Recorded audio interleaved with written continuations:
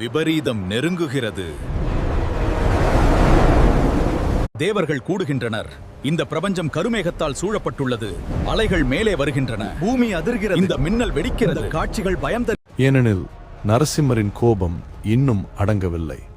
இரண்யகசிபுவை அழித்த பிறகும் நரசிம்மரின் உக்கிரம் குறையவில்லை. விஷ்ணுவே, இந்த அழிவில் இருந்து எங்களை காப்பாற்று. எங்களை விடுவியுங்கள், கருணை காட்டுங்கள். நாங்கள் உங்களுக்கு சரணாகதி அடைந்தோம். உங்கள் பிரார்த்தனைகள் கேட்கப்பட்டன. பிரம்மதேவா, நாங்கள் உங்களை வணங்குகிறோம். பனிமலையின் உச்சியில் கைலாயத்தில் அமைதியாக தியானித்தார் சிவபெருமான்.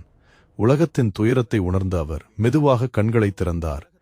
தேவர்கள் கைகூப்பி வேண்டினர், பிரபோ, உலகத்தை காப்பாற்றுங்கள்.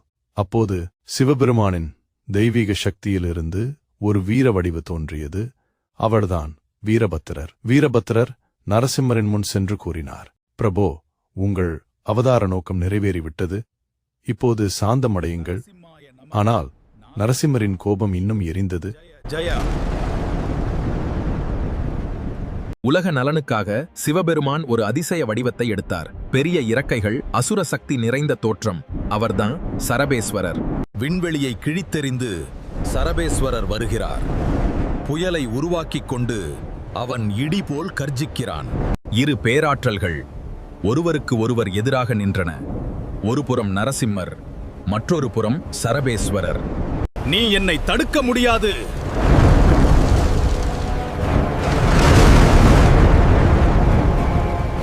நான் உன்னை அழிக்க வந்தேன். என் இறக்கைகள் உன்னை தடுக்கும். நரசிம்மா, சரபேஸ்வரா, தயவு செய்து நிறுத்துங்கள். எங்கள் மீது கருணை காட்டுங்கள். மெல்ல சரபேஸ்வரரின் தெய்வீக சக்தி நரசிம்மரின் கோபத்தை அடக்கத் தொடங்கியது. புயல் மெதுவாக அமைதியானது.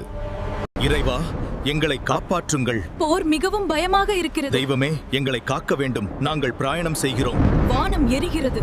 அந்த நேரத்தில் நரசிம்மர் உணர்ந்தார், இது பகை அல்ல, உலக நலனுக்கான கருணை.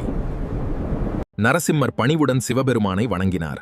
சிவபெருமான் சிரித்தபடி கூறினார், ஹரியும் ஹரனும் வேறு அல்ல, இருவரும் உலக நலனுக்காகவே. தேவர்கள் மலர் தூவி மகிழ்ந்தனர். வானத்தில் தங்க ஒளி பரவியது. அந்த நாளிலிருந்து சிவனும் நரசிம்மரும் ஒரே பரம்பொருளின் இரு தெய்வீக வடிவங்கள் என்று பக்தர்கள் நம்பத் தொடங்கினர்.